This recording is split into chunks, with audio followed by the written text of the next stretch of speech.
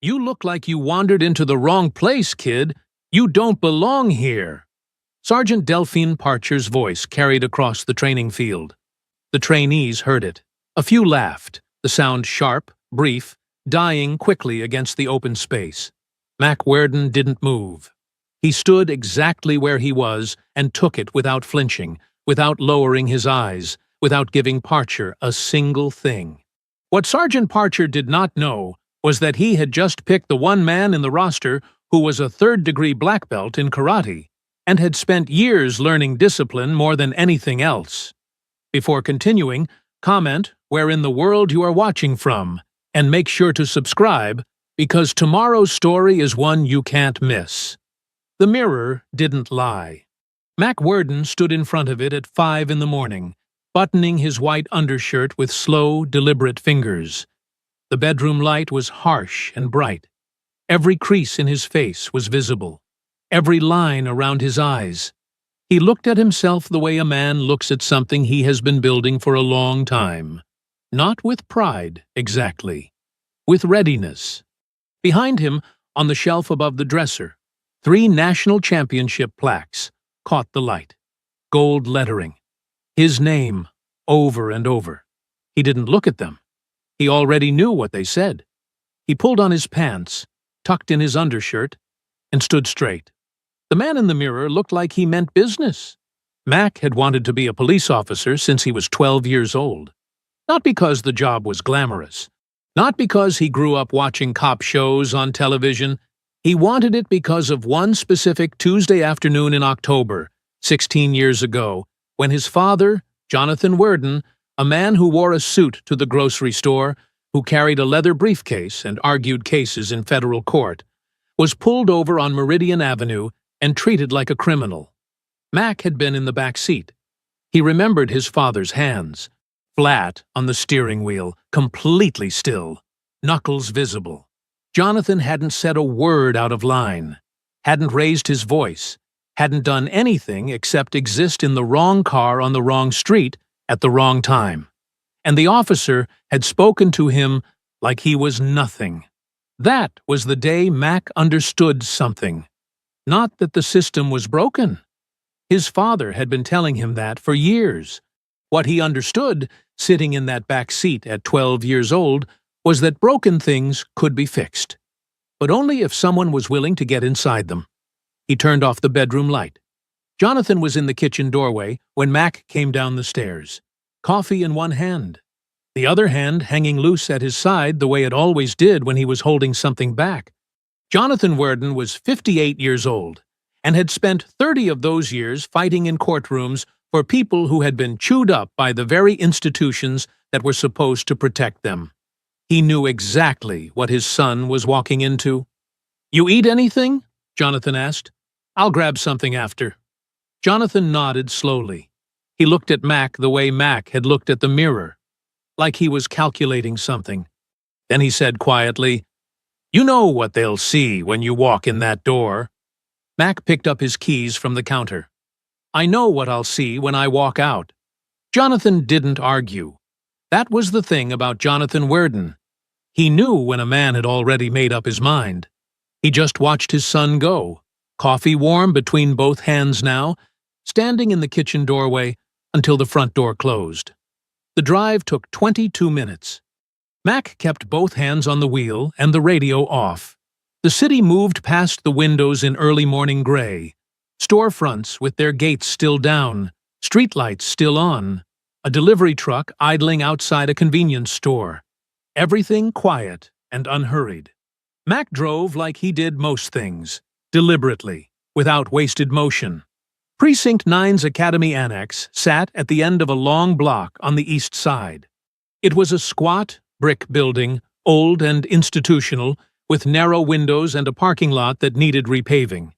A chain-link fence ran along the left side. A flagpole stood out front with the state and city flags hanging limp in the still morning air. There was nothing welcoming about it. Mac pulled in at 6:57, 3 minutes early. He cut the engine and sat for a moment, scanning the lot.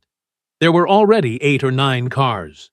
A few trainees he didn't recognize were walking toward the entrance in small groups. talking in low voices.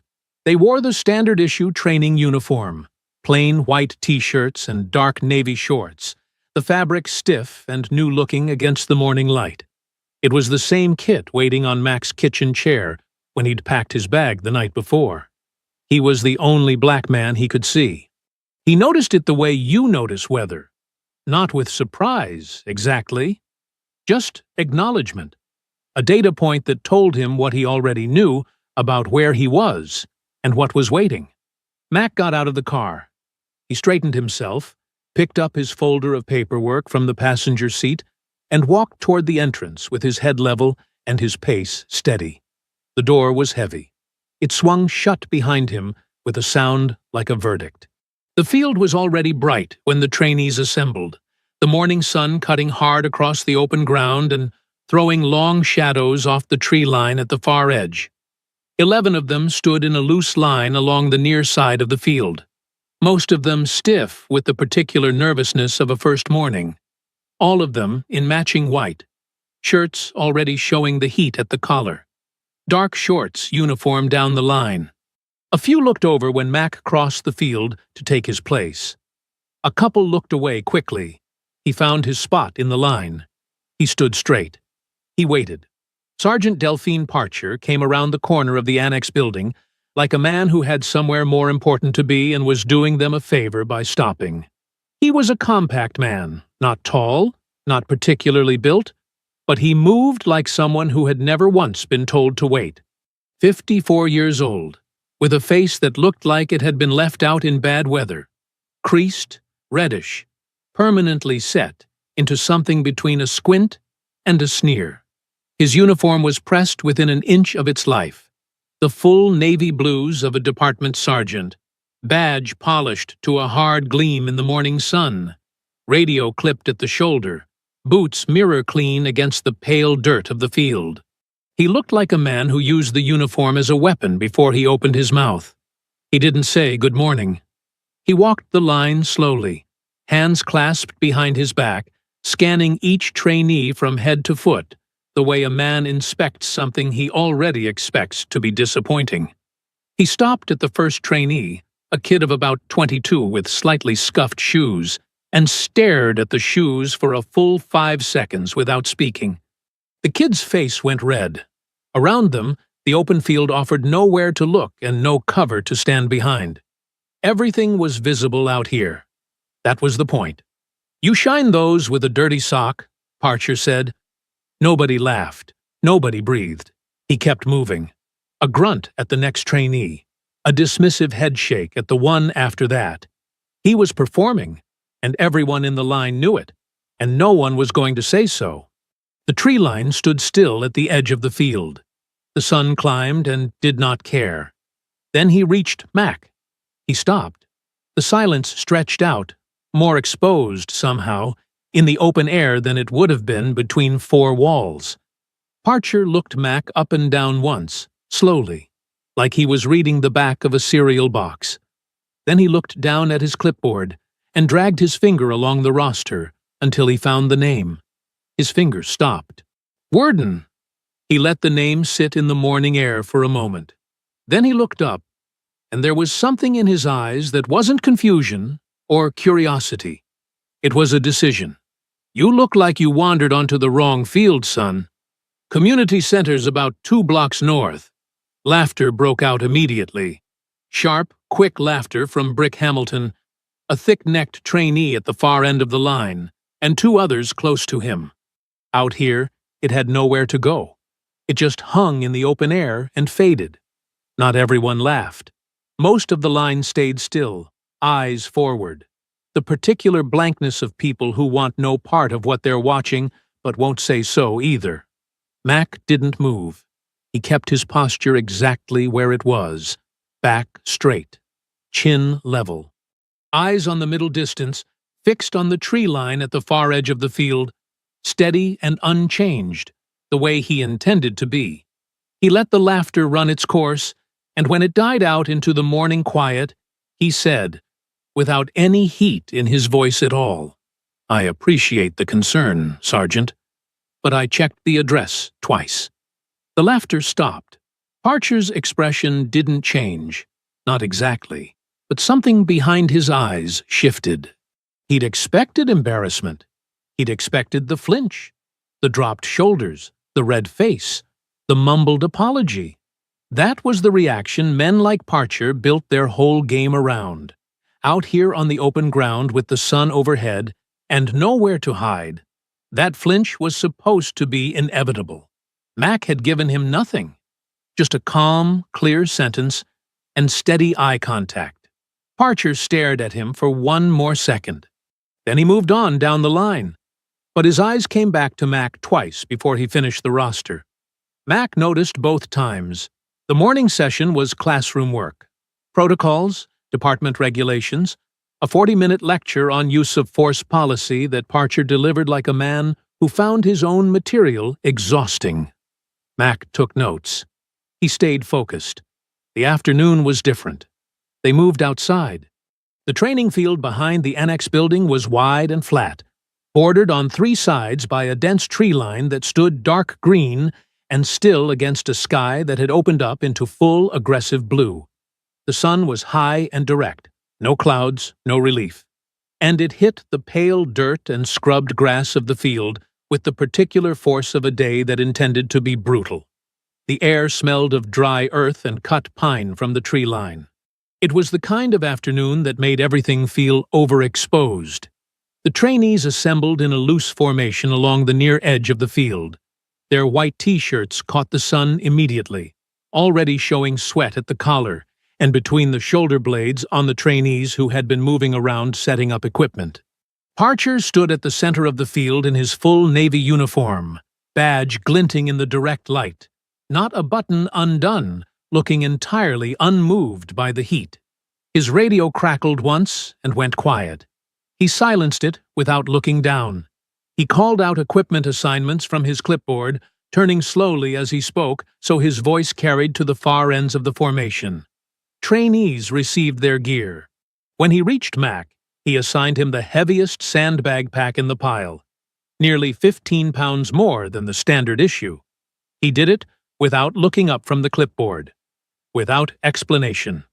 Equalizing standards, Parcher said flatly, moving on. The run was 3 miles down the perimeter path that skirted the tree line and doubled back through the open field. The sun tracked them the whole way. No cover on the open stretch, only thin shade where the path cut close to the pines. The white shirts of the group ahead of Mac flashed in and out of the tree shadows like a scattered flock.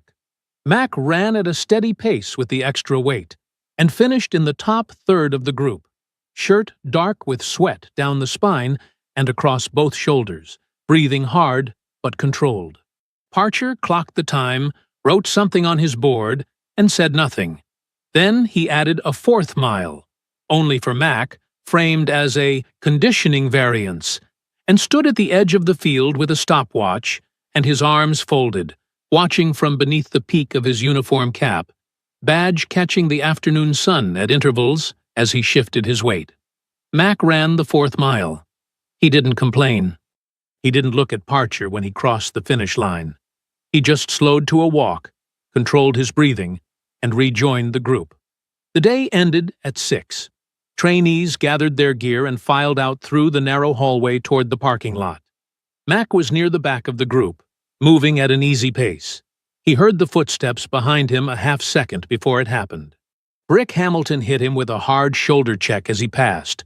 No words, no eye contact, just a deliberate collision that would have sent most people stumbling into the wall. Mac didn't stumble. He absorbed it, steadied himself in one step, and turned to watch Brick walk away down the hallway, already looking at his phone. Brick never looked back. Mac turned and walked to the exit. Day 2 started the same way Day 1 had ended. Bright lights and Parcher walking the line. But this morning, the 12 trainees were moved back outside before 8 o'clock. The field looked different in the early light. The tree line softer, the shadows long and cool across the near edge of the grass before the sun had climbed enough to burn them off. The trainees assembled in their white T-shirts and dark shorts along the edge of the cleared area, the fabric still carrying the morning chill. A few of them had their arms folded. One was blowing into his hands. Parcher stood at the center of the field in full uniform, badge already catching what sun there was, radio on his shoulder. The navy of his shirt looked almost black in the early morning flat light. He held his clipboard in one hand and looked at the assembled trainees with the expression of a man who had already decided the day was going to disappoint him. "Defensive tactics," he said. "You will be paired. One partner attempts a controlled takedown, the other demonstrates a counter. Resistance," he paused there just briefly, "is encouraged." He worked through the pairings without drama, calling names and pointing. Trainees shuffled into position across the open ground. The dirt and scrubbed grass of the training field had been marked out in a loose rectangle, a makeshift mat area, flat and packed hard from use, with the tree line standing close along the far edge. When he reached Mac's name, he stopped, looked down at the clipboard, then looked up with the thinnest version of a smile Mac had seen on a human face. "Worden." He pointed to the far end of the marked area, closest to the trees. "You're with Hamilton." Brick Hamilton was already moving. He was built like a piece of construction equipment, wide through the shoulders, thick-necked, with hands that looked like they'd been assembled from spare parts. He rolled his neck as he walked, cracking it twice, and took his position across from Mac without making eye contact. The sun had climbed enough now to come in flat and direct off the tree line, cutting hard light across the field. Both of them squinted into it. Before the drill began, Parcher walked to Brick's end of the field. He leaned in close to Brick's ear. Whatever he said was too quiet for anyone else to hear. Brick nodded once, slowly, and the corner of his mouth pulled up. Nobody else caught it. But mounted under the narrow eave of the annex building, a security camera pointed at a slight downward angle toward the training field. It caught everything. "Begin," Parcher said. Brick came in fast. Not drill fast, not training fast. He launched himself across the marked ground with his shoulder dropped like a battering ram, driving straight at Mac's chest with the kind of force that was meant to end the exercise in the first 3 seconds. Mac sidestepped. It wasn't a dramatic move. There was no spin, no leap, no sound. He simply wasn't where Brick expected him to be, and Brick's momentum carried him past. The dry grass scuffed under his boots as he stumbled forward. Brick recovered, turned, reset, came again. This time a forearm shot up toward Mac's throat, hard enough to bruise, hard enough to send a clear message about what kind of drill this actually was. Mac caught the arm at the wrist, redirected it with a small, precise rotation, and used Brick's own forward drive against him. Brick hit the ground on his back with a sound like a heavy door slamming, dirt puffing up around him in the afternoon light. The group went quiet. A few trainees in their white shirts stood with arms at their sides, watching. The sun was fully up now, the field bleached pale and shadowless. Brick got up. His jaw was tight. He looked at Parcher once, fast, almost involuntary, and Parcher's face gave him nothing. Just watching, arms folded across his navy chest, badge glinting, cap brim level in the sun. Brick reset. The third attempt was slower, more deliberate. He came in low, going for a leg grab, a wrestler's move, hard to counter without training. Mac let him close the distance, then dropped his weight and shifted his hips in one smooth motion, redirecting Brick's grip and using the angle to bring him forward and down. Brick hit the ground again, harder this time, face first into the packed dirt.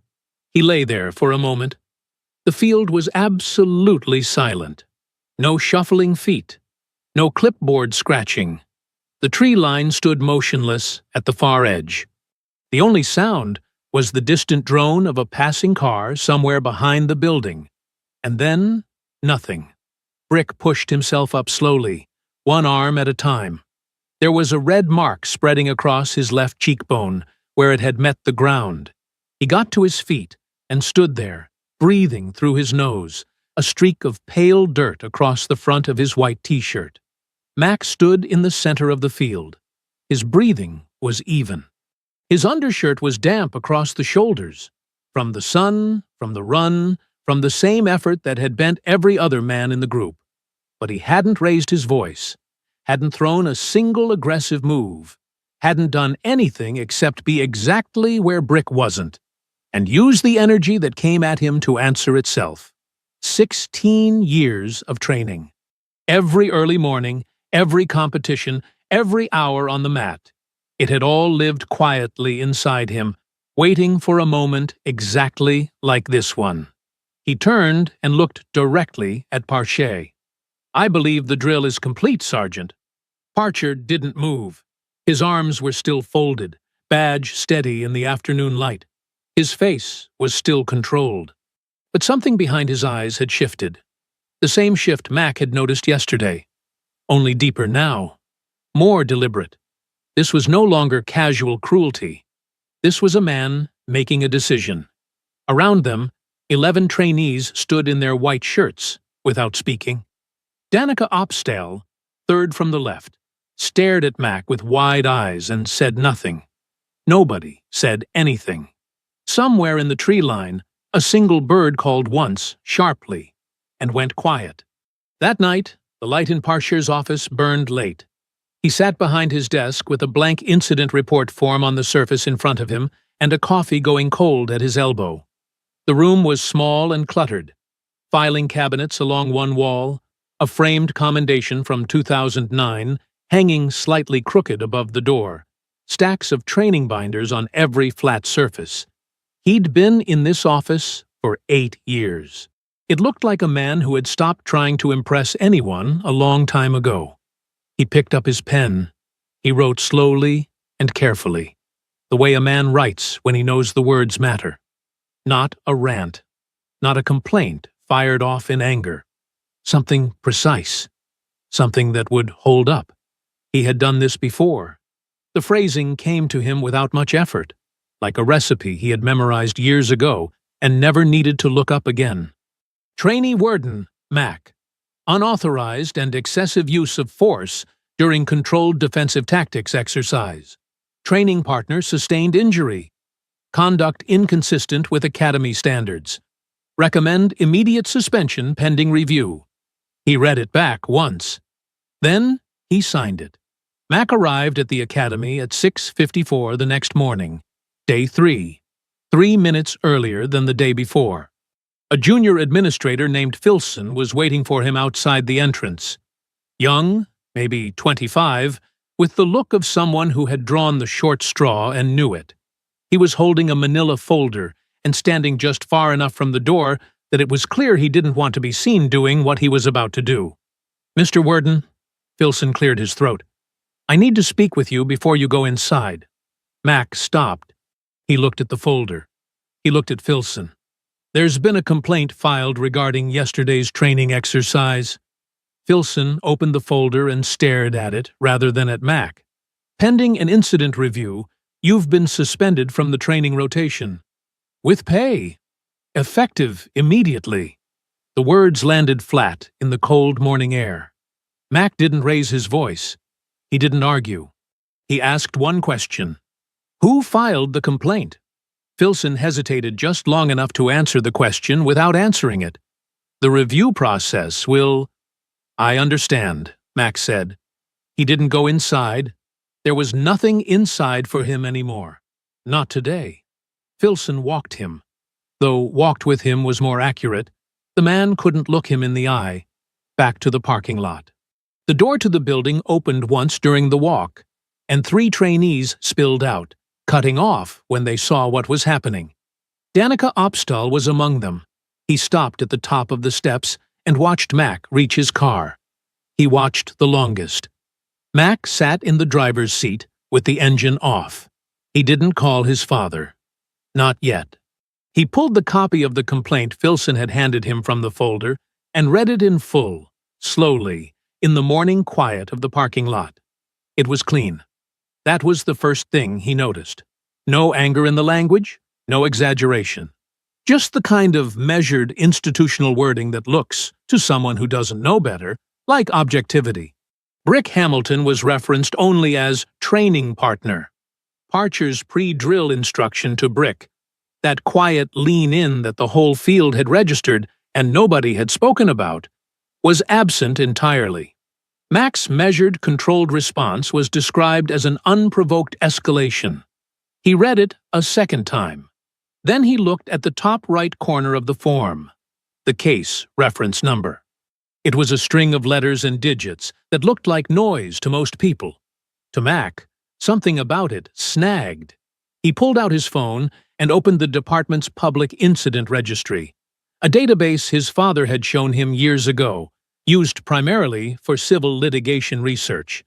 He typed in the reference prefix from his complaint. 4 results came back. His was the most recent. The 3 before it shared the same prefix code, the same form template, the same spare clinical language. Different names, different dates, spread across the last 7 years. He stared at the screen for a long time. Same prefix, same structure, same author, he was almost certain. His phone buzzed in his hand. Unknown number. A text, 4 words, and a question mark. They've done this before. 3 others before you. Can we talk? Mac looked up from the phone and stared through the windshield at the Academy building. The brick face of it. The narrow windows. The flag limp on its pole. He looked back down at the text. He saved the number. And he began to type. The diner was 12 blocks from the precinct. That had been Mac's condition. 12 blocks minimum. Far enough that no one from the Academy would recognize a face through the window and start asking questions. Danica had agreed without hesitation, which told Mac something about how scared the man already was. Danica Opstal was 26, lean, with careful eyes that moved to the door every time it opened. He was already in the booth when Mac arrived. Back to the wall, coffee untouched, hands wrapped around the mug like he needed something to hold onto. He was still in his civilian clothes. He'd come straight from home, not from the Academy. Mac slid into the seat across from him. For a moment, neither of them spoke. The diner hummed around them, the clatter of plates, a television above the counter showing morning news with the volume low, the smell of bacon grease and burnt coffee. Normal sounds. Normal morning. Nothing about it matched what they were sitting down to discuss. Danica spoke first. "I shouldn't be here," he said. "I know," Mac said. "Tell me anyway." Danica didn't have much. He was clear about that from the start. He had fragments, impressions, things he had picked up from the margins of conversations he wasn't supposed to be part of. But fragments, Mac had learned from his father, were how the picture started. 3 trainees before Mac, all black, all formally complained against within their first 2 weeks under Parcher. All processed out quietly, efficiently, with no public record of dispute. Danica had picked up the information in pieces, a comment from a second-year officer who'd gone through the Academy 4 years ago, an offhand remark from a building administrator that stopped short when Danica walked into the room, a name mentioned once and never again. One of them had been a woman. "Do you have names?" Mac asked. Danica shook his head. "Just what I told you. And the numbers you already found."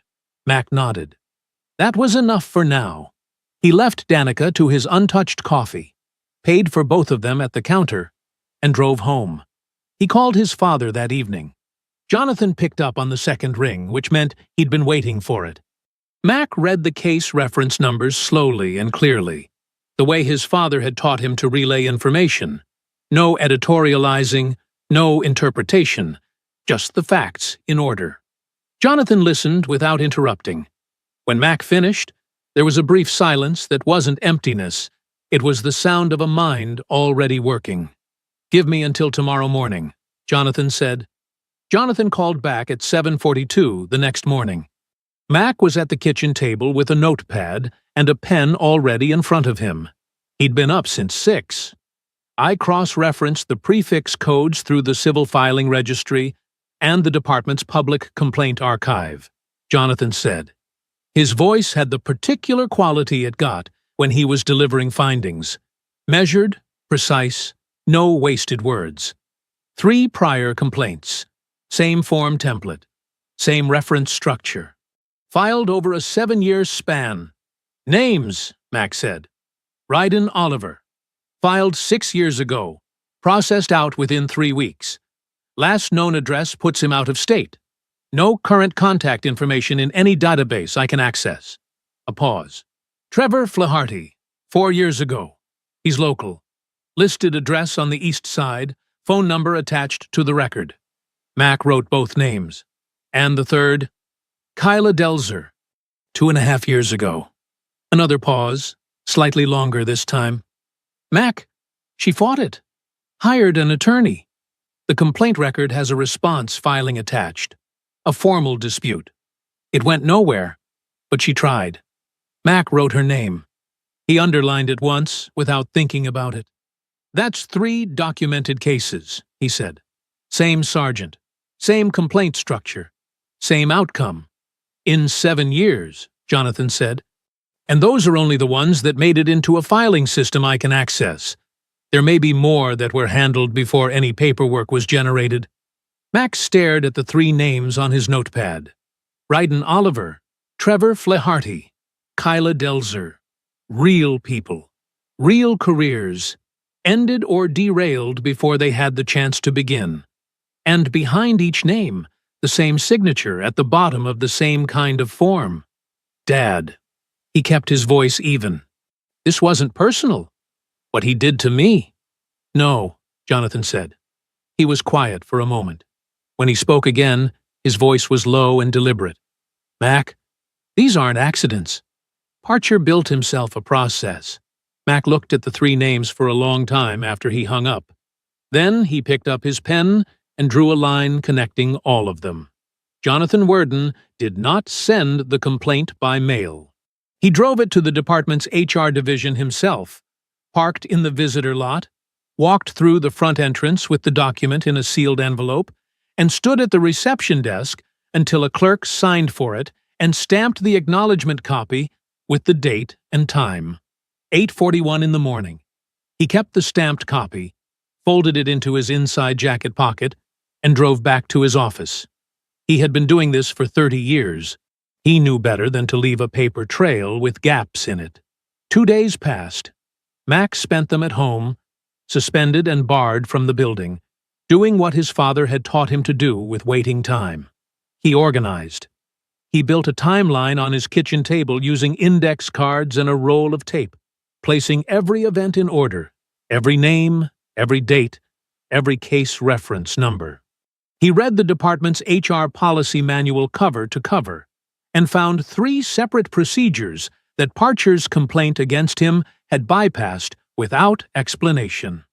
On the morning of the 3rd day, a letter arrived at Jonathan's office by department courier. Jonathan read it standing at his desk. The complaint had been reviewed and found to be without merit. The matter was considered closed.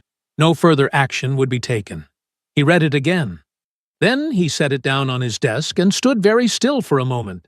In 30 years of civil rights law, he had seen complaints buried in many ways, delayed, misfiled, lost in reassignment. But this letter had arrived in 48 hours. 48 hours, from receipt to closure, with no record of a single interview conducted. No request for documentation. No contact with Mac. No contact with Jonathan. That wasn't slowness. That wasn't bureaucracy doing what bureaucracy does. That was a door being shut before anyone could get a foot in it. Jonathan called Mac and told him what the letter said. Mac listened without speaking. Then he said, "Who signed it?" Jonathan looked at the bottom of the letter. HR Administrator. Name's Gavin Foss. Mac wrote the name on a fresh index card and added it to the table. That afternoon, Mac drove to the east side. Ryden Oliver's last known address was a 2nd-floor apartment in a building with a broken buzzer panel and a landlord who answered the door in a bathrobe. He confirmed that Ryden had moved out 14 months ago. Forwarding address? He laughed like Mac had asked something funny. No forwarding address, no contact, just gone. Mac sat in his car outside the building for a minute. Then he drove away. Trevor Flaherty answered on the third ring. His voice was careful right from the start. Not unfriendly, but measured in the way of a man who had decided in advance how far this conversation was going to go. Mac introduced himself, explained what had happened, explained what he and his father had found about the pattern of complaints. He kept it brief and factual. Silence on the line. Then, "I hear you. I do. But I've got a wife and 2 kids and a job I can't afford to lose. I'm done with all of it. Whatever happened, happened. I moved on."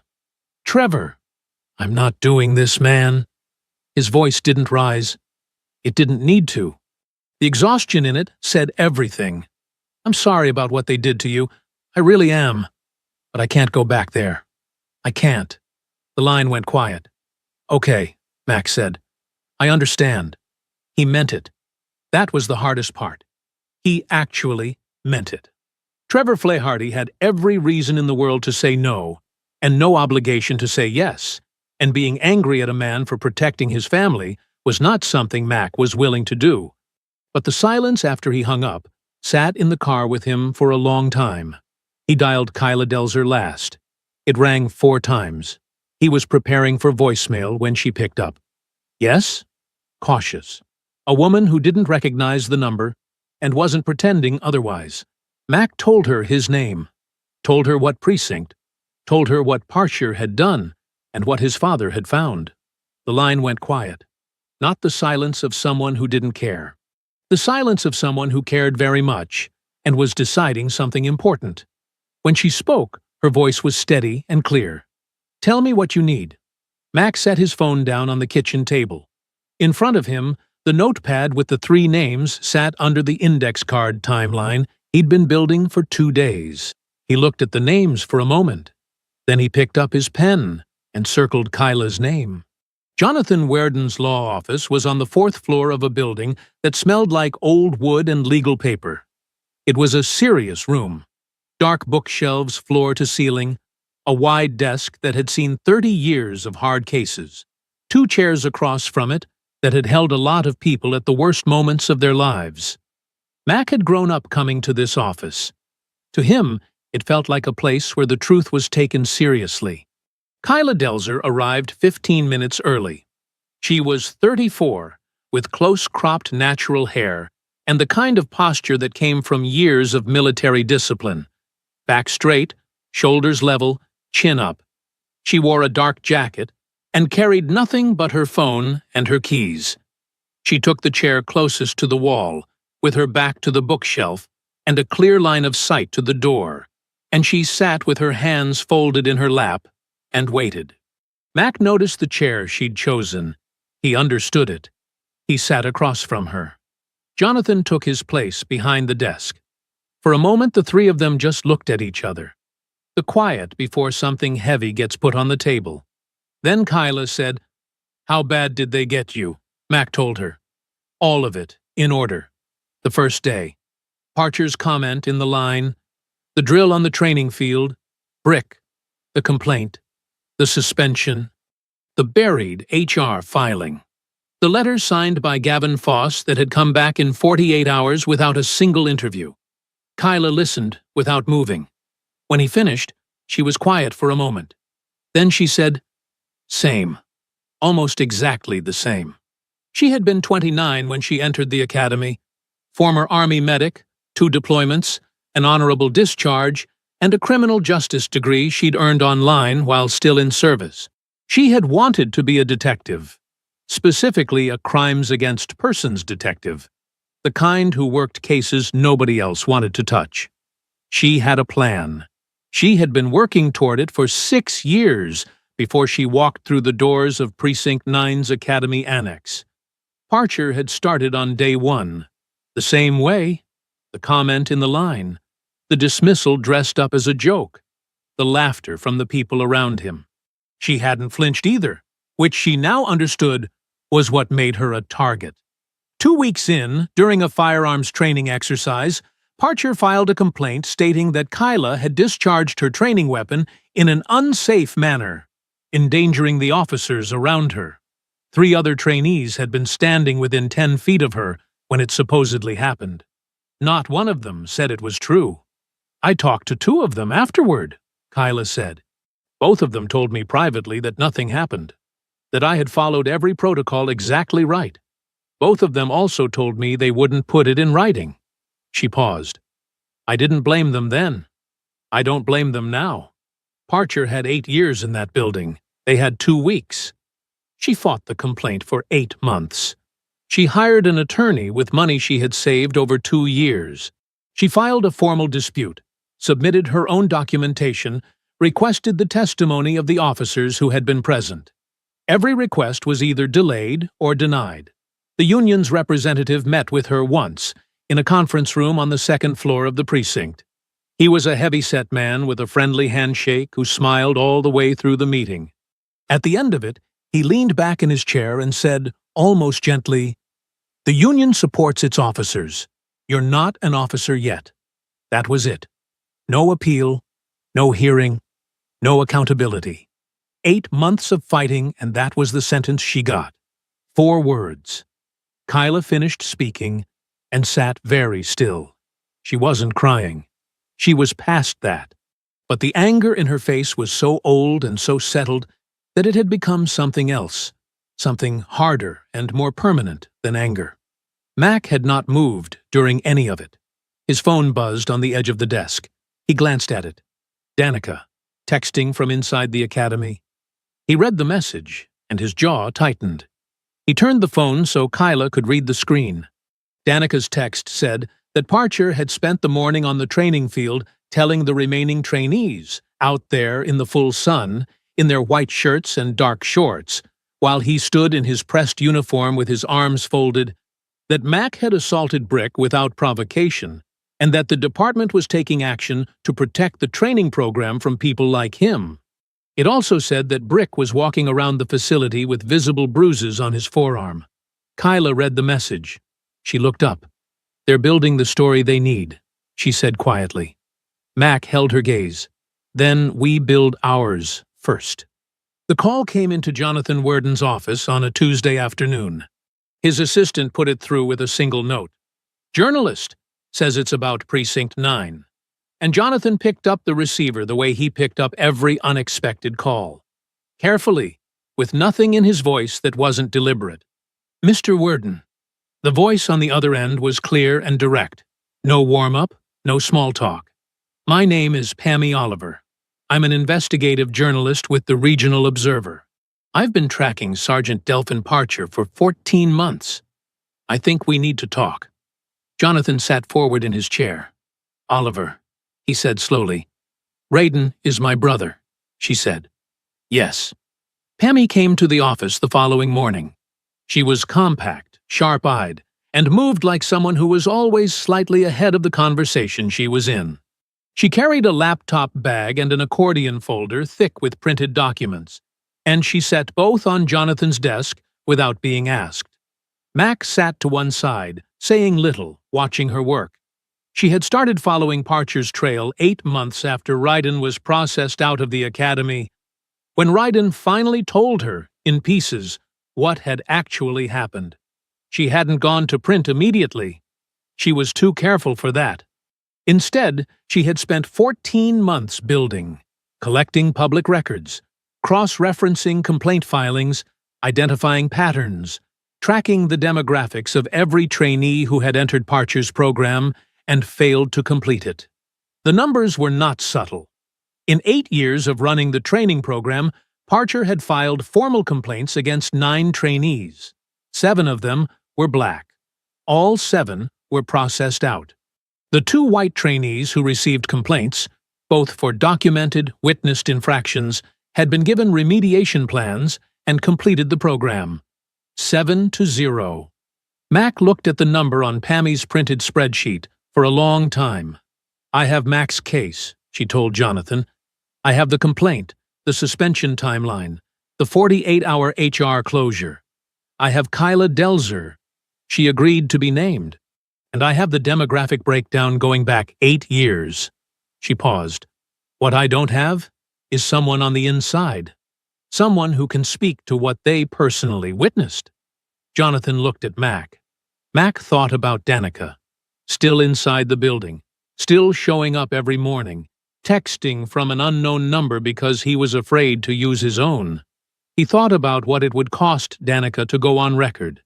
He thought about what it would cost him not to. "Let me make a call," Mac said. Danica agreed to provide a written account of what he had witnessed during the field drill. The pre-exercise exchange between Parcher and Brick, Brick's deliberate escalation out on the open training ground, and Mac's controlled response. He would not attach his name to it. Not yet. But he would put it in writing and let Pammy use it as background sourcing. It was enough. Pammy's article went up on the Regional Observer's website on a Thursday evening. It was long, over 2,000 words, carefully sourced, precise in its language, and devastating in its implications. It named Parcher. It named the 7 trainees. It quoted Kyla Delzer directly. It laid out the 8-year demographic pattern in a table that required no interpretation. It did not editorialize. It did not have to. By midnight, it had been shared 4,000 times. By the following morning, 11,000. The police chief's office called Jonathan at 9:15. The statement came through an hour later, released simultaneously to every major outlet in the region. Sergeant Delphine Parcher would be placed on administrative leave effective immediately, pending a formal review board hearing. Trainee Brick Hamilton had been removed from the training facility. The department was committed to a full and transparent review of all related complaints. Jonathan read the statement aloud to Mac over the phone. Mac was in his living room. He sat on the couch and listened to every word, and when Jonathan finished, he didn't say anything immediately. He just sat there with the phone against his ear and the afternoon light coming through the window and let himself feel it. The specific, complicated relief of being believed, of having the thing you know to be true acknowledged by the people who had been pretending otherwise. It lasted about 30 seconds. Then his father said, "It's a good first step. First step, not the finish line." Mac knew that. Jonathan had been in this business too long to mistake a press release for a verdict. "I know," Mac said, but when he hung up the phone, he sat quietly for another moment before he moved. For the first time in days, there was warmth somewhere in his chest. Mac's phone started ringing at 2 in the morning. He was asleep when the first call came in. He rolled over, saw his father's name on the screen, and was sitting upright before the second ring finished. Jonathan never called at 2 in the morning. In 28 years, Mac could not remember a single time it had happened. He answered. "They leaked your juvenile record." Jonathan's voice was controlled, but only the way a fire is controlled when it's still burning. "It's up on the Precinct Insider. Posted about 40 minutes ago." Mac said nothing. "Mac, I'm here." He was already moving to his laptop. "What does it say?" The Precinct Insider was a news site that called itself independent and functioned as a mouthpiece for the police union. Everyone in the city knew what it was. Everyone read it anyway. The headline took up the full width of the screen. "Academy's victim has history of violence. Sealed records reveal assault charge." Mac read it once, then again. The article was short, barely 400 words, but it was surgical. It outlined the incident from 16 years ago. Mac, then 16, had been involved in a physical altercation with 3 older boys. He had defended himself. The aggravated assault charge had been filed, reviewed, and dropped within 60 days. The record had been sealed by court order. Every one of those facts was in the article. Accessing a sealed juvenile record through a law enforcement database without legal cause was a federal violation. The Precinct Insider had not accessed it themselves. They didn't have that kind of reach. Someone inside the department had pulled the record and handed it over. Mac closed the laptop. He sat on the edge of his bed in the dark and breathed. By morning, the damage was visible and total. The review board chair issued a brief statement before 9 o'clock.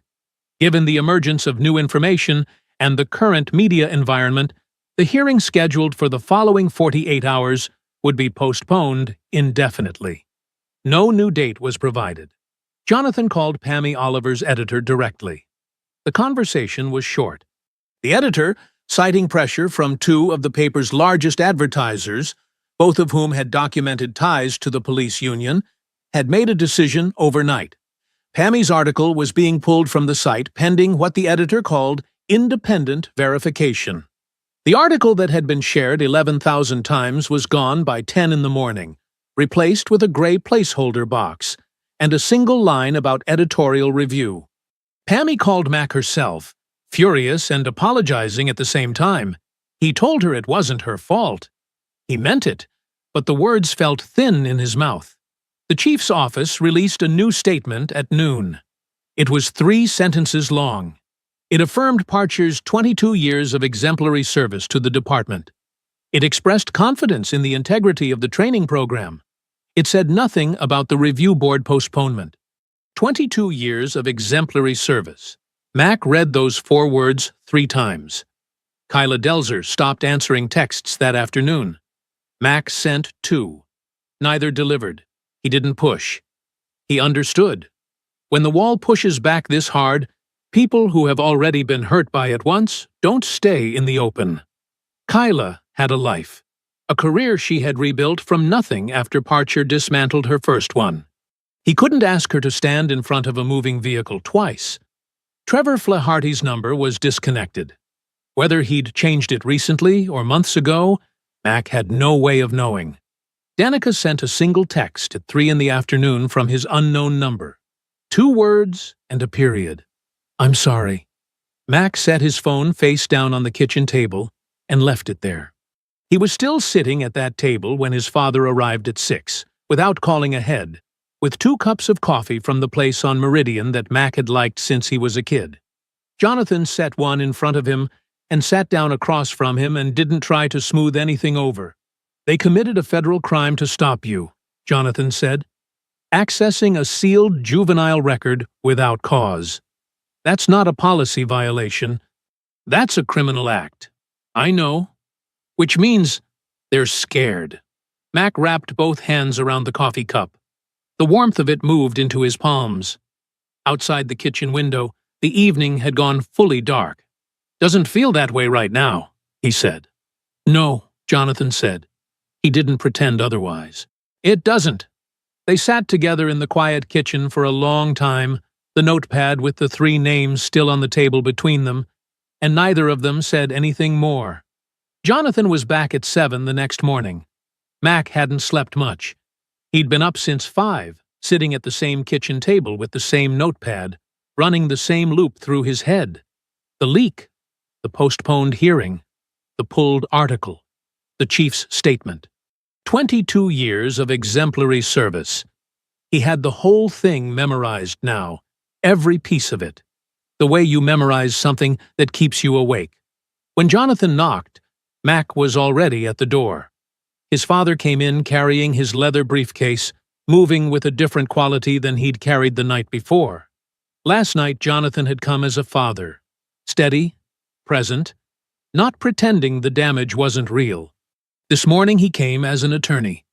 The briefcase hit the kitchen table with a solid sound, and Jonathan was already unclipping it before he sat down. "I've been up since 4, Jonathan said. "Let me tell you what I see." Mac sat across from him and listened. Jonathan opened with the facts, laid out flat and clean. The leak was not just a dirty move. It was a criminal act with a specific federal statute attached to it. Accessing sealed juvenile records through a law enforcement database without documented legal cause violated both state privacy law and federal juvenile justice protection codes. Whoever had pulled that record had used a law enforcement login to do it, which meant there was a database access trail, a timestamp, a username, a chain of custody that led directly back to a person sitting at a computer inside the department. "They handed us something," Jonathan said. "They panicked, and they handed us something they cannot take back." He pulled a legal pad from the briefcase, already filled with notes in his small, precise handwriting. I'm filing an emergency motion this morning demanding a full investigation into the source of the record's access. That motion goes to the court and simultaneously to 2 other places. He tapped the pad with his pen. The State Attorney General's office and the U.S. Department of Justice, Civil Rights Division. Mac looked at him. The DOJ. The moment this became a federal records violation committed in the context of a civil rights complaint, it stopped being a local department matter. Jonathan's voice was steady and matter-of-fact, the way it got when he was certain. They can't bury a DOJ inquiry the way Foss buried the HR complaint. They don't have the reach for that. Mac sat back in his chair. He turned this over carefully, the way his father had taught him to examine an argument, looking for the weakness before committing to it. He couldn't find one. "Do it," he said. Jonathan filed the emergency motion from his office at 9:45 that morning, while Mac sat across the desk and watched him sign the documents. The notifications to the AG's office and the DOJ Civil Rights Division went out simultaneously by certified electronic filing, time-stamped and receipted. It felt, Mac thought, like a different kind of drill. They were back at Jonathan's office at 3 in the afternoon when the phone rang. Jonathan's assistant put the call through with a short knock on the doorframe and a look on her face that Mac couldn't quite read. Jonathan picked up. He listened for about 10 seconds without speaking, and then he said, "Hold on, please," and put the call on speaker. "Captain Morales." His voice gave nothing away. "My son is here with me. Please, go ahead." The voice on the other end was measured and deliberate, a woman who had decided exactly what she was going to say before she dialed. "Mr. Worden, I'm going to keep this brief. I am a captain at Precinct 9. I have been documenting Sergeant Parcher's conduct for 3 years. I have personnel records, cross-referenced HR filings, and 14 hours of security camera footage from inside the Academy training facility." A pause. "I have been waiting for a case that could carry the weight of what I have. I believe your son is that case. I'd like to meet." The office went very still. Mac leaned forward slightly, both forearms on the desk. 14 hours. Security cameras covering the training facility, the field, the open ground. Parcher leaning close to Brick before the drill began. Jonathan looked at Mac across the desk. Mac gave a single nod. "We're available tomorrow morning," Jonathan said into the phone. "Our office, 8 o'clock. "I'll be there," Morales said, and the line went quiet. Jonathan set the phone down slowly. He looked at his son. Neither of them spoke for a moment. Then Jonathan said, "We just found the foundation." Captain Esther Morales arrived at 8 o'clock exactly. She came alone. No assistant, no union representative, no attorney. She checked the hallway in both directions before stepping through the door, and she pulled it shut behind her herself, rather than letting it close on its own. She was 47, Latina, with dark hair pulled back tight, and the kind of face that had learned a long time ago not to show everything it was thinking. She wore plain clothes, dark slacks, a gray jacket, nothing that identified her as department. She was carrying a sealed external hard drive in one hand and a bound folder of documents in the other. Jonathan stood to greet her. Mac stayed seated and watched her cross the room. She moved with the deliberate economy of someone who had spent decades inside an institution that punished visible emotion. She set the hard drive and the folder on Jonathan's desk like she was setting down something she had been carrying for a very long time. She took the chair across from Jonathan and looked at Mac directly. "I want you to know something before we start," she said. "I'm not doing this because of your case specifically. I'm doing this because I've watched this happen for 3 years, and I've been waiting for a case the system couldn't quietly swallow.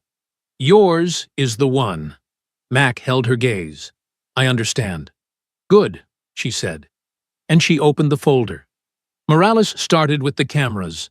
The Academy Annex had security cameras covering the exterior training areas, as well as the building's interior.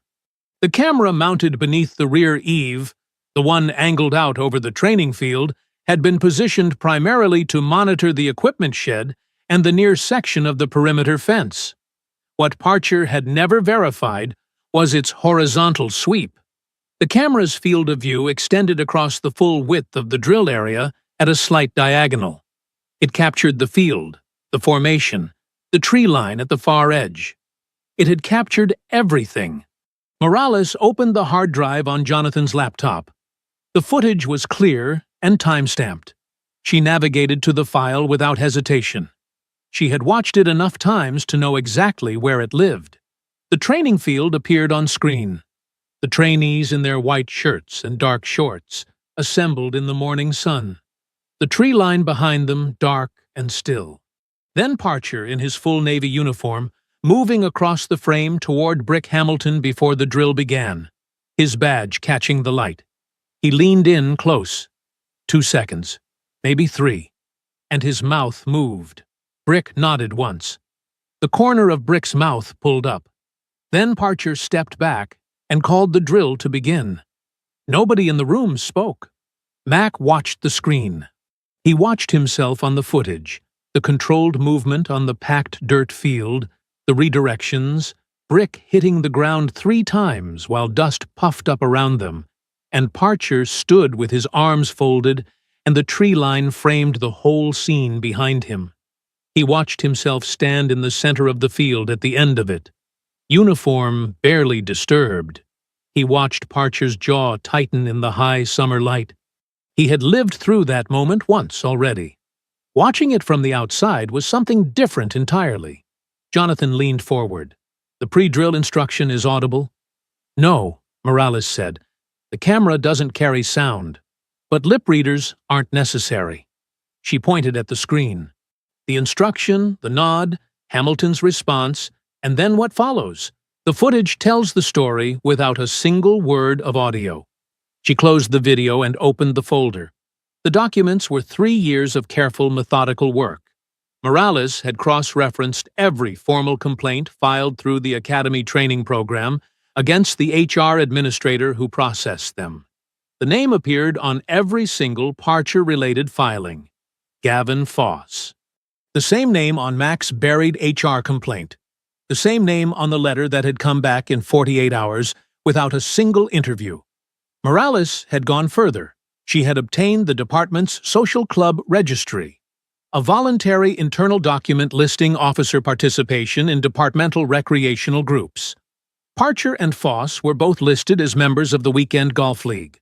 Documented attendance records showed them present at the same outings on 14 separate occasions over the past 2 years. Jonathan read through the documents without speaking. His pen moved steadily across his legal pad. "Foss accessed my son's sealed juvenile record," he said, not looking up. "The AG's office will confirm it," Morales said. "His login credentials are on the database access trail.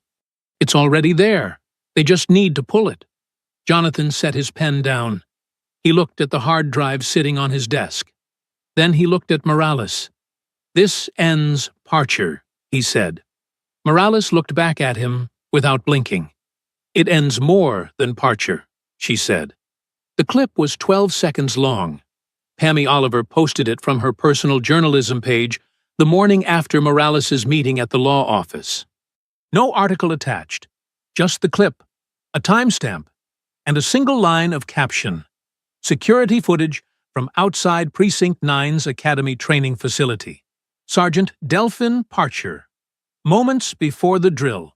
12 seconds of Parcher in full Navy uniform leaning close to Brick Hamilton's ear out on the sunlit field. The tree line at the edge of the frame. The other trainees in white shirts standing in formation behind them. Brick nodding. The corner of Brick's mouth pulling up. 12 seconds. And by noon it had been viewed 40,000 times. Mac's phone started going off mid-morning and didn't stop. He sat at the kitchen table and watched the notification count climb. Shares, comments, messages from numbers he didn't recognize. Journalists, community advocates. A retired officer who had worked Precinct 9 12 years ago and wanted to talk. He responded to none of them. That wasn't his job. His father's office would handle the press. Mac's job right now was to stay focused and wait. His phone buzzed with a call at 2:15 in the afternoon. A number he recognized. Kyla Delzer. He picked up before the second ring. "I watched it," she said. No greeting, no preamble. "I watched it 6 times. And?" "That's what he did before my incident." Her voice was steady but tight, like a wire pulled almost to its limit. The lean, the whisper. "I was on the other side of the field during my exercise, and I saw him do it to the officer running my drill. I told my attorney. She said, without audio, it meant nothing." A short pause. "I never stopped thinking about that moment. 6 times I watched your footage, and I still couldn't breathe right." Mac said nothing. He let her have the space. "I'll testify," Kyla said. "Whatever you need. Deposition, hearing, courtroom, wherever this goes, I'm there. Full name, on the record, everything." Jonathan filed the amendment to the federal civil rights lawsuit that same afternoon, formally incorporating Kyla's testimony into the case structure. What had begun as a single incident complaint against Delphine Parcher was now something larger and more difficult to dismiss. A documented pattern of racially discriminatory conduct spanning multiple victims, multiple years, and multiple levels of institutional complicity. The legal term was class action. The human term was, they had all been lied about in the same way by the same man, while the same system looked the other way.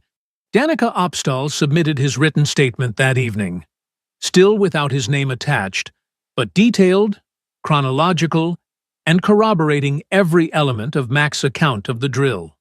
Jonathan noted it carefully and told Danica that when he was ready to attach his name, the door was open. Danica didn't respond to that, but he didn't close the door either. That evening, after the calls and the filings and the noise of the day had settled, Mac and his father sat together in the law office. The hard drive sat on the desk between them. The folder of Morales's documentation sat beside it. The legal pad with Jonathan's notes was filled front and back, multiple pages deep now, the handwriting getting smaller and more compressed as the case got larger and more certain. Mac had been quiet for a while. Not the quiet of someone who had nothing to say. The quiet of someone who was deciding whether to say the real thing. "I want you to know something," he said. Jonathan looked up from the legal pad. "I'm not doing this because of what Parcher did to me." Mac kept his voice level. "I mean, I am, but that's not why I'm sitting here at 8 o'clock on a Thursday night. I'm doing this because the next person who walks into that building on their first day—" He stopped. Started again. "They don't deserve what I got.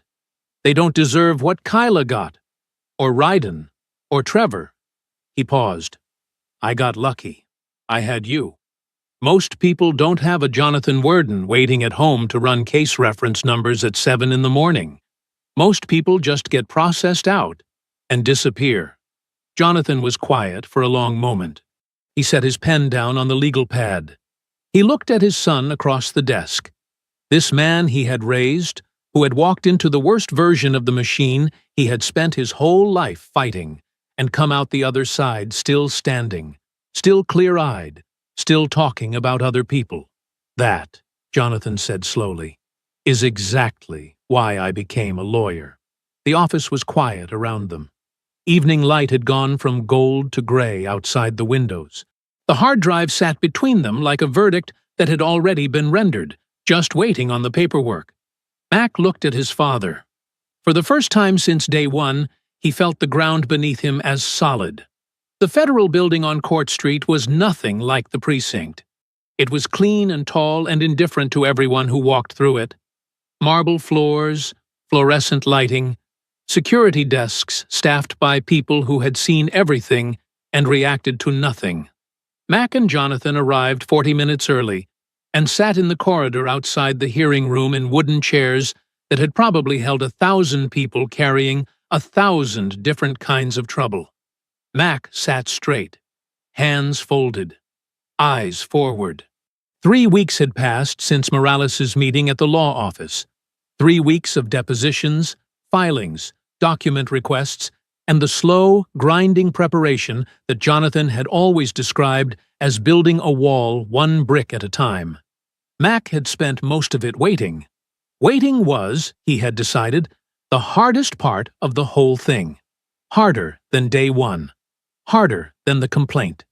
Harder even than the night the tabloid story went up. Waiting meant thinking. Thinking meant going back through every moment and wondering if it was going to be enough. At 8:55, Jonathan put a hand briefly on Mac's shoulder. "It's enough," he said, as if he'd heard the thought. The hearing room held a long table at the front, where 3 federal panel members sat with water glasses and thick document folders. A court reporter was already typing. Pammy Oliver sat in the public gallery with 2 other journalists Mac didn't recognize. Department legal counsel occupied a table to the left. Parcher sat beside his attorney in a charcoal suit, back straight, face arranged into something that was trying hard to look like dignity. Mac took his seat and did not look at Parcher. Morales testified first. She stood at the front of the room with the bound folder of documentation and walked the panel through 3 years of work with the same calm precision she had brought to Jonathan's office. She named dates, referenced case numbers, connected Gavin Foss to every Parcher-related HR filing with documented specificity. She presented the demographic breakdown: 7 black trainees complained against, 7 processed out, 0 remediation plans offered, and laid it against the 2 white trainees who had received complaints and been given second chances. The panel chair asked no questions during Morales' testimony. He took notes throughout. Then the footage played. Jonathan had arranged for it to be displayed on the room's presentation screen. The outdoor training field appeared, the pale dirt and scrubbed grass in the afternoon sun, the tree line at the far edge of the frame, the trainees assembled in their white shirts and dark shorts. Then Parcher walking toward Brick Hamilton in his full Navy uniform, badge catching the light, leaning in, the 2-second exchange, Brick's nod, the corner of his mouth. Then, the drill. Parcher's attorney objected during the playback. Voice measured, language careful. He argued the footage was ambiguous, that the pre-drill exchange could have been any instruction, that nothing in the video demonstrated discriminatory intent. The panel chair asked for the footage to be played again. Then a 3rd time. After the 3rd viewing, the panel chair made a note and did not respond to the attorney. Danica Opstal's written statement was read into the record by Jonathan. It was precise and detailed. The pairing announcement, the pre-drill lean out on the open ground, Brick's escalation beyond drill parameters, Mac's controlled response, Parcher's expression at the end of it. Danica had found, in the weeks since Morales' meeting, that putting his name on the statement was something he could do after all. His full name appeared at the bottom. Mac read it from his chair and made a note to call Danica that evening. Then Brick Hamilton was brought in. He sat in the witness chair in civilian clothes, thicker through the middle than he'd looked on the training field, with the air of a man who had been making a calculation for several weeks and had finally arrived at his answer. He had been offered reduced disciplinary action in exchange for full cooperation. He had taken the offer. He confirmed everything. Parcher's instruction before the drill: make it rough for the new guy. The complaint language dictated to Brick word for word by Parcher the evening after the drill while Brick sat in the office and typed. The bruises on Brick's arm, applied deliberately, at Parcher's suggestion, to support the complaint's physical injury claim. Every word of it, on the record. Kyla Delzer testified last. She sat in the witness chair with her back straight and her hands folded and spoke for 22 minutes without notes. Her account of her own removal from the academy was delivered with the precise, unflinching clarity of a former military medic describing a casualty. No drama, no performance, just the facts in the order they had happened. The pre-drill lean she had witnessed from across the field. The complaint filed afterward. 8 months of fighting a system that had already decided. When she finished, the room was completely silent. Parcher's attorney had stopped writing on his notepad. Parcher sat rigid in his chair, jaw tight, staring at the table in front of him. His attorney placed a hand on his arm. Parcher shook it off. The panel chair looked up from his notes and studied Parcher for a long, unhurried moment. Then he began to write. Gavin Foss was arrested on a Tuesday morning. Federal investigators arrived at the department building at 8:45. Two of them, plainclothes, badges on lanyards, moving with the unhurried certainty of people who already had everything they needed and were simply completing a process. They found Foss at his desk in the HR division on the second floor, coffee in hand, computer on. He didn't run. He didn't argue. He just went very still, the way people go still when the thing they have been quietly dreading finally walks through the door and introduces itself. They walked him out through the main corridor in handcuffs. A dozen uniformed officers watched from the hallway. Nobody moved. Nobody said a word. A few of them looked at the floor. One looked directly at Foss for the full length of the corridor and didn't look away. Nobody moved to help him. The charges were unlawful disclosure of sealed juvenile records and official misconduct, both carrying federal weight, both attached to a paper trail that led directly back to his login credentials, his workstation, and the timestamp that showed he had accessed Mac's record the same evening Parcher's complaint against Mac had been buried without review. 23 years in HR. Ended in a Tuesday morning walk down a corridor he would never come back to. Delphine Parcher's termination was processed the same afternoon. The federal panel's findings had been delivered to the department the previous evening. A document that used careful, precise language to describe what the evidence showed and left no room for interpretation. Parcher was formally terminated effective immediately. His pension, 22 years of it, the same 22 years the chief's office had called exemplary in a statement Mac could still recite from memory, was stripped under the federal civil rights finding. A criminal referral was forwarded to the federal prosecutor's office. Whether charges would follow was a matter of timing and process. Jonathan was confident they would. Brick Hamilton received a formal disciplinary suspension and was permanently barred from the training program. His cooperation had reduced his exposure, but not eliminated it. He would carry what he had done into every professional situation he entered for the rest of his career. Jonathan said that was probably the most accurate consequence available for a man who had chosen to be someone else's instrument. Mac said nothing when he heard that. He just nodded. The police chief submitted his resignation on Thursday. He released a 3-paragraph statement through his attorney. The first paragraph cited personal reasons. The second cited the need for the department to move forward with new leadership. The third paragraph, the one Mac read 3 times, acknowledged in careful institutional language that the department had failed to adequately review and address complaints of discriminatory conduct within its training program. It was not a full admission. Jonathan said it never would be, at this stage, with civil litigation still pending. But it was a public acknowledgement attached to the chief's name, entered into the permanent record of the department's history. 24 hours later, Deputy Chief Sabrina Reyes was appointed interim chief. Mac had never heard her name before. That, Jonathan told him, was itself a kind of data point. She had built her career quietly, inside the department, without the political debts that the previous chief had accumulated over 2 decades. Her first public statement acknowledged departmental failure without qualification, and without the careful softening language that press offices used to make failure sound like a process issue. Her second act was a phone call.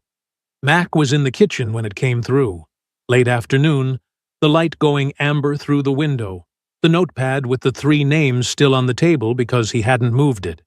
Reyes identified herself and didn't use any of the formal phrases that Mac had been bracing for. She didn't talk about the department's commitment to reform or the importance of moving forward. She said, "We failed you. I want you to come back." Simple. Direct. No cushioning. Mac looked out the window for a moment. "I'll be there Monday," he said. Kyla Delzer received her reinstatement offer by certified letter on Friday. Full reinstatement to the training program, back pay covering 2.5 years, and a formal written apology from the department signed by Interim Chief Reyes personally. Jonathan called Mac when the letter was confirmed delivered. "She accepted," he said. "Good," Mac said. "She told me to tell you something." A brief pause. "She said she has 8 years of unfinished business." Mac smiled. It was a small smile, quiet, the kind that comes from somewhere deep and doesn't need an audience. He set his phone down on the kitchen table beside the notepad. For the first time since he had sat in that parking lot on day 3, reading the complaint that had started all of this, the table didn't feel like a place where he was working against something. It felt like a place where something had been finished. The ceremony was short. Interim Chief Sabrina Reyes stood at the front of a room on the 2nd floor of the main precinct building. Not the Academy Annex, the main building, which Mac noted and understood, with 3 journalists present, including Pammy Oliver, who had her recorder on the table and her notebook open, and was trying, not entirely successfully, to look like she wasn't personally invested in what she was covering. There were maybe 30 people in the room. Officers, administrators. Danica Opstal, standing near the back wall in his training whites, the same plain white t-shirt and dark shorts of a trainee still working through the program, having somehow found a reason to be in a building he wasn't assigned to that afternoon. Reyes presented Mac his badge without a speech. That was deliberate, Mac understood. A speech would have been for the department. The badge, handed directly from her hand to his, in front of cameras and witnesses, with no ceremony wrapping around it to soften or reframe what it meant, that was for him. He took it. It was heavier than he expected. Not physically, just heavier. He looked at it for a moment in his palm, then clipped it to his belt. Pammy's camera clicked twice. The room cleared gradually. Handshakes, brief words, people moving back toward their days. Danica caught Mac's eye across the room and gave him a single nod. Mac returned it. They would talk properly later. Right now, there was something Mac needed to do alone, and Danica seemed to understand that without being told. Jonathan was the last one in the room besides Mac. His father stood by the window with his hands in his pockets, watching the parking lot below, giving Mac the space of the moment without leaving it. When the last person filed out and the door closed, he turned. They looked at each other. There were no words available that were large enough for what the last several weeks had been, and Jonathan Werden had spent 30 years learning that the attempt to find those words usually diminished the thing you were trying to describe. So he crossed the room and put his hand briefly on the back of his son's neck, the same gesture he had used when Mac was 12 years old and sitting in the back seat of a car on Meridian Avenue, watching the world reveal itself for what it was. Then he let go. "I'll see you at dinner," Jonathan said. "Yeah," Mac said. "You will." The Academy Annex was a 10-minute drive. Mac parked in the same spot he had used on day 1. Not intentionally, just the first space available on the left side of the lot. He sat in the car for a moment the way he had that first morning, looking at the brick building, the narrow windows, the flag on its pole. The building looked the same. It was not the same. He was not the same. He got out of the car and walked inside. The hallway was quiet in the late afternoon. Doors closed, lights on in a few offices, the distant sound of voices from somewhere deeper in the building. He walked without hurrying, without looking into the offices he passed, until he reached the rear exit at the end of the corridor. He pushed it open. The training field was empty. The late sun sat low behind the tree line, sending long shadows out across the pale dirt and scrubbed grass. The field looked different now than it had that afternoon under the full glare of a summer day. Softer, the colors muted, the hard edges gone. The trees at the far boundary stood quiet and still. A faint wind moved through the upper branches and stopped. Mac walked to the center of the field and stood still. He looked at the ground beneath his feet, this exact patch of earth. This was where Brick Hamilton had gone down 3 times, while trainees in white stood at the edges and said nothing. This was where Parcher's jaw had tightened and a decision had been made. This was where a decade-long machine had shown its first visible crack because one person had refused to give it what it needed to keep running. He crouched and pressed one hand flat against the ground. The dirt was dry and firm under his palm. He held it there for a moment, then stood. He thought about Ryden Oliver, somewhere out of state with no forwarding address. He thought about Trevor Flaherty, who had a family and a job he couldn't afford to lose and had made the only choice available to him. He thought about Kyla Delzer, who had 8 years of unfinished business and was coming back to finish it. He thought about Danica, standing against the back wall this afternoon in his training whites, still showing up every morning, still doing the thing even when the thing was hard. He thought about the next person who would walk out onto this field on their first day. Someone he would never meet beforehand. Someone who didn't know his name. Someone who would come in with a plan and a purpose, and no reason yet to expect what was waiting. That person would walk into a different program than the one Mac had walked into. Not a perfect one, not a fixed one, but different. That was the thing he had come here to confirm. He stood in the center of the field in the fading afternoon light, and felt, for the first time without qualification, that it had been worth it. Not the easy worth it, the real kind, the kind that costs something and stays with you. His phone buzzed in his pocket. Danica? First day back tomorrow? Mac looked around the empty field one last time.